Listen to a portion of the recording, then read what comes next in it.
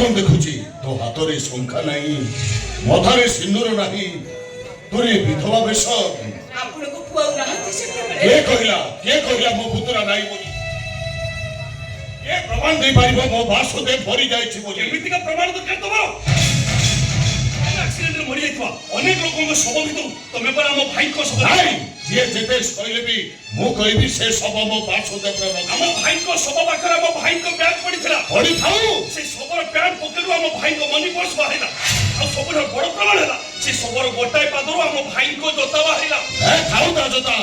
ତୁ ଯୋଉ କଦର୍ଯ୍ୟ କଦାକାର ଶବକୁ ଦେଖେଇ ମତେ ମୋ ବାସୁଦେବର ଶବ କହୁଥିଲୁ, ମୁଁ କୌଣସି ପରିସ୍ଥିତିରେ ବିଶ୍ୱାସ କରିପାରିବିନି ସେ ଶବ ମୋ ବାସୁଦେବର। ତମକୁ ବିଶ୍ୱାସ କରିବାକୁ ହବ ବାବା, କାହିଁକି ନା ସରକାର ବି ପ୍ରମାଣ ଦେଇ ସାରିଛନ୍ତି ସେଇଟା ଆମ ଭାଇଙ୍କ ଶବ।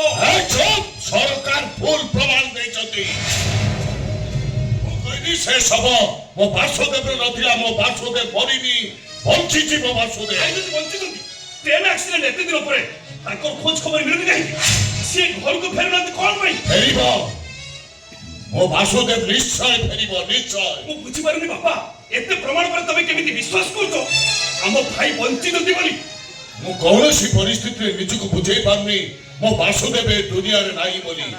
ଏ ମା ଏଇ ଆରେ ଗୋଟାଏ କଦର୍ଯ୍ୟ କଦାକାର ଶବକୁ ଦେଖି କେମିତି ତୁ ବିଶ୍ୱାସ କରିପାରିଲୁ ସେ ଶବ ତୋ ସ୍ୱାମୀର ବୋଲି?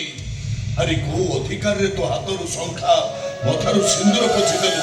ମୁଁ କହୁଛି ଯା ମା, ଆଉ ଥରେ ଶଙ୍ଖା ସିନ୍ଦୁର ପିନ୍ଧି ତୁ ଏ ବିଧବାରୁ ସଧବା ହେଇଯା। ଆରେ ଯା ମା ଯା। ବାପା ମୁଁ ଦେଖୁଛି ଭାଇ ମରିଗଲା ପରେ ତମେ ସତକୁ ସତ ପାଗଳ ହେଇଗଲଣି।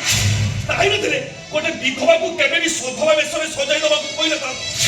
ସାଇ ପଡ଼ିଶା ବନ୍ଧୁବାନ୍ଧବ ସମସ୍ତେ ଭାଉଜଙ୍କ ବିଧବା ବେଶ ଦେଖି ସାରିଲେଣି। ଆଉ ଗୋଟେ ବିଧବାକୁ ସଧବା ବେଶରେ ସଜାଇ ଦେଲେ ଭାଉଜଙ୍କ ଚରିତ୍ରକୁ ସନ୍ଦେହ କରିବି, ତମ ଶ୍ୱଶୁର ପଡ଼ିଆକୁ ନିନ୍ଦା କରିବି। କରନ୍ତୁ ନିନ୍ଦା, କାହାରି କଥାକୁ ମୋର ଖାତିର ନାହିଁ। ଆରେ ଏ ମା ଏଇ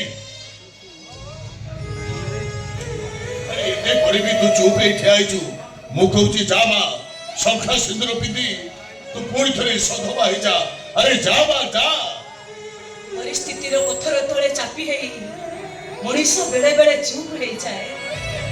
ଚଲା ବାଟରେ ଛକ ନଥାଏ ବି ମଣିଷ ବେଳେ ବେଳେ ବାଟ ମୋଡ଼ ହେଇଯାଏ। ମଣିଷର ମୁଣ୍ଡ ଠିକ ଥିଲେ ବି ବେଳେ ବେଳେ କୋଉଟା ଠିକ କୋଉଟା ଭୁଲ ସେ ନିଜେ ବୁଝିପାରେନି। ସରକାରଙ୍କ ହିସାବ ଖାତାରେ ମୋ ସ୍ୱାମୀ ମରି ଯାଇଛନ୍ତି। ମୋ ସ୍ୱାମୀଙ୍କ ମୃତ୍ୟୁର ଅନେକ ପ୍ରମାଣ ମୋ ଦିଅର ଆଜି ପାଇ ସାରିଛନ୍ତି। ସବୁ ପରେ ବି ମୋ ସ୍ୱାମୀଙ୍କର କିଛି ଖୋଜ ଖବର ମିଳୁନି ଯେତେବେଳେ ମୁଁ ତ ବିଶ୍ୱାସ କରିବାକୁ ବାଧ୍ୟ। ସାନ ବାପା ସାରିଛୁ ତୋ ସ୍ୱାମୀ ମରି ଯାଇଛି ବୋଲି। ଠିକ ଅଛି, ତୋ ଇଚ୍ଛା ଯାହା ହଉଛି ସେଇଆ କର, ହେଲେ ମୋର ବିଶ୍ୱାସ ମୋ ପୁତୁରା ବାସୁଦେବ ଦିନେ ମୋ ଘରକୁ ନିଶ୍ଚୟ ଫେରିବ, ନିଶ୍ଚୟ ଫେରିବ ସେ, ନିଶ୍ଚୟ। ସାନ ବାପା ଶୁଣନ୍ତୁ, ସାନ ବାପା ମୋ କଥା ଟିକେ ସାନ ବାପା।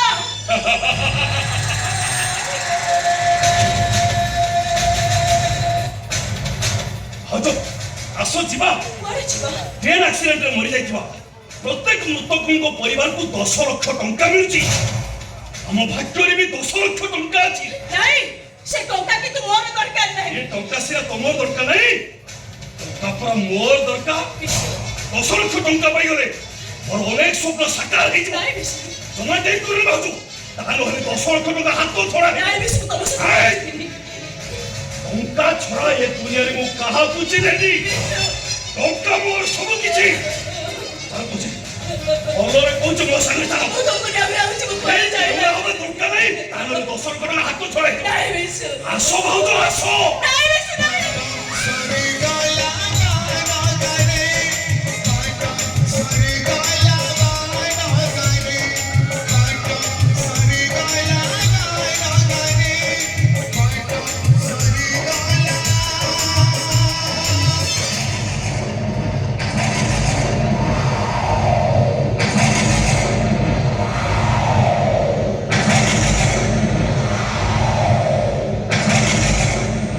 ତମେ କୋଉଠି ସୋମେଶ?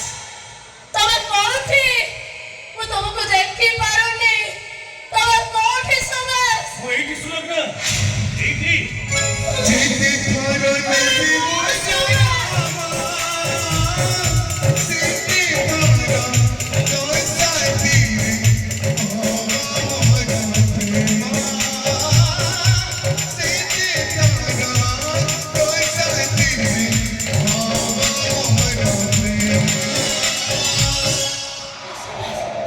ସତକୁ ତମେ ମୋ ଛାଡ଼ି କୁଆଡ଼େ ବି ଯିବନି। ସତ କୁହ ନା ସୋମେଶ?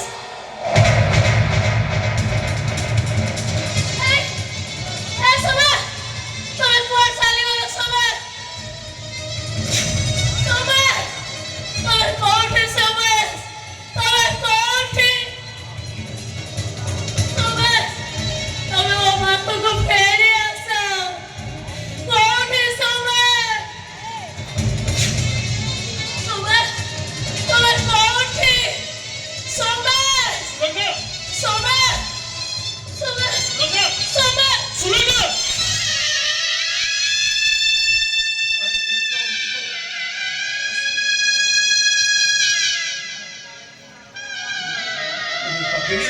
ତୁ ପୁରା ଶୋଇଥିଲୁ, ଉଠି ଆସିଲୁ କଣ ପାଇଁ? କେମିତି ଆସିପାରିଛି? ସିଏ ପରା ଆସିଛନ୍ତି। କଲିକତାର କରମଣ୍ଡଳରେ ଫେରିଲେ। ଖାଲି ଖାଲି ଫେରି ନାହାନ୍ତି ମ, IAS ପାଇକି ଫେରିଛନ୍ତି। ହେଲେ ଏଇ ସୋମେଶ, ରୁହ ରୁହ ସୋମେଶ, ମୁଁ ଯାଉଛି, ରୁହ ନା। ସୁଲଗ୍ନା, ସୋମେଶ, ତମେ ଚାଲି ଯାଉଛ କଣ ପାଇଁ? ରୁହ ସୋମେଶ, ରୁହ। ସୁଲଗ୍ନା। ଏ ସୁଲଗ୍ନା, ଏଇଠି ସୋମେଶ।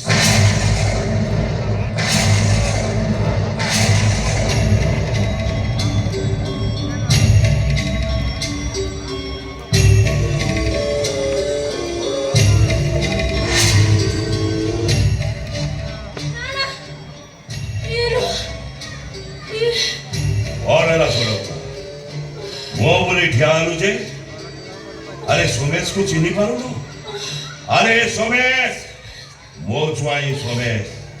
ଆରେ ହଁ, ତୋ ସ୍ୱାମୀ ସୋମେଶ। ନା ନା, ଇଏ ମୋ ସୋମେଶ ନୁହଁ, ଇଏ ମୋର କେହି ନୁହଁ, ଇଏ ମୋର କିଛି ନୁହଁ।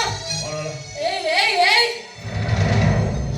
ତୁ ମୋ ସୋମେଶକୁ ଦେଖିଛୁ? ଦେଖିଛୁ ନା ମୋ ସୋମେଶକୁ? ସୁଲଗ୍ନା। ଦେଖିଛୁ? ସୁଲଗ୍ନା, ଆଲୋ ଏଇ ପରା ତୁ ସୋମେଶ? ହଁ ସୋମେଶ। ଏଇ ତୁ ସ୍ୱାମୀ। ସ୍ୱାମୀ। ସତ କହିଲୁ, ସତ କହ, ତୁ ମୋ ସୋମେଶ? ନା ନା, ତୁ ମୋ ସୋମେଶ ନୁହଁ। ମୁଁ ତୋତେ ମାରିଦେବି ତୋତେ। Hey! ମାରିଦେବି। ଇଏ ନୁହଁ, ଏଇଟାକୁ ମାରିଦେବି। ଛାଡ଼ ମତେ, ଛାଡ଼ କହୁଛି, ଛାଡ଼।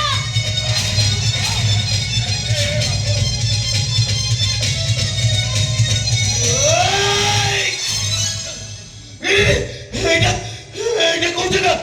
এইটা কার ঘর? এ ଆମ ଘର। ମୁଁ କିଏ? ବାବା ଇଏ ଏମିତି କଣ କଥାବାର୍ତ୍ତା କରୁଛନ୍ତି? ଟ୍ରେନ୍ ଆକ୍ସିଡେଣ୍ଟ ପରେ ସେ ତାର ଅତୀତର ସବୁ କଥା ଭୁଲି ଯାଇଛି। ତା ଘର କୋଉଠି, ଠିକଣା କଣ, ପରିଚୟ କଣ ସେ କିଛି ବି ଜାଣିପାରୁନି। ତା ଛଡା ସେ ମୋ ଜଣେ ବନ୍ଧୁଙ୍କ ନର୍ସିଂ ହୋମରେ ଟ୍ରିଟମେଣ୍ଟ ହଉଥିଲା। ହେଲେ ବାବା ଆପଣ ତାକୁ ଏଠି କଣ ପାଇଁ ନେଇ ଆସୁଛନ୍ତି? ଆରେ ଡାକ୍ତର ମାନେ ତ କହୁଛନ୍ତି ସୁଲଗ୍ନାର ପାଗଳାମି ଭଲ ହବା ପାଇଁ କେବଳ ସୋମେଶ ହିଁ ଦରକାର। କିନ୍ତୁ ସେଦିନ ବାହାନଗାରେ ମରିଯାଇଥିବା ସୁମେଶ ପୁଣି ଫେରିବ କେମିତି? ସୋମେଶ ଫେରିବନି ଯେତେବେଳେ ମୁଁ ତାକୁ ବାଧ୍ୟ ହୋଇ ମୋ ଘରକୁ ନେଇ ଆସି ଏ ଠିକ ସୋମେଶ ଭଳି ଦେଖାଗଲେ ସୁଲଗ୍ନାର ପାଗଳାମି ଆପେ ଆପେ ଭଲ ହେଇଯିବ। କେମିତି ଭଲ ବାବା? ସୁମେଶ ଚେହେରା ସହିତ ୟାଙ୍କ ଚେହେରାର କିଛି ବି ତ ସାମଞ୍ଜସ୍ୟ ନାହିଁ। ମୁଁ ଭାବିଛି ୟାର ପ୍ଲାଷ୍ଟିକ ସର୍ଜରୀ କରିବା।